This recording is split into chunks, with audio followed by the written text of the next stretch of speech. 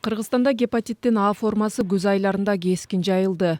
Жыл башынан бери аны жугузгандардын саны 7000 кишиге чукулдады.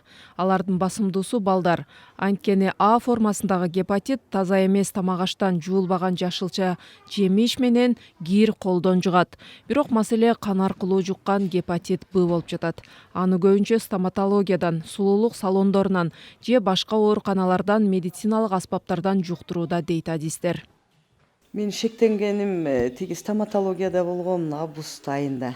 Мен ошол жактан шектенип калдым. А так мен операция болгон жокмун, башка болгон жокмун. Мен да ушу элдерге айтар элем стоматологияга барганда маникюр, педикюр ошолордон кичине этияттык менен неме кылышса деп. Мен 2 айдан кийин билип атам. Эме жүрөгүм айланып чыкты. Тиги мачам уже чимне жетип баштады. Анан слабость. Поликлиникага кайрылсам эле сразу инфекционный направление беришти.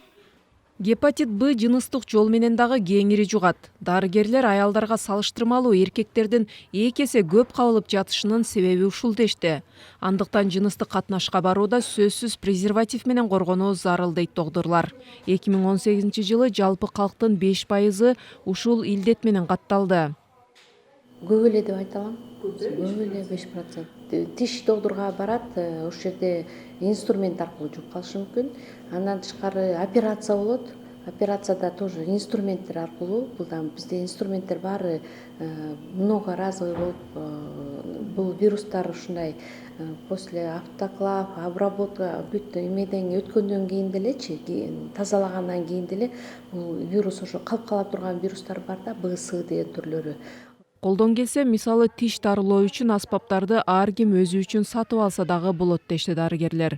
Б формасындагы гепатиттин алдын алыш үчүн эмдөөдөн өтсө болот.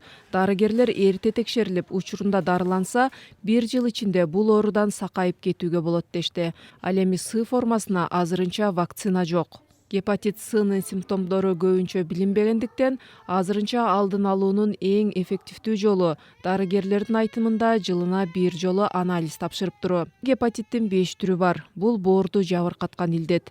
Учурунда дарылоодон өтпөсө, боордун рагы анын иштен чыгышына алып келүү коркунучу бар.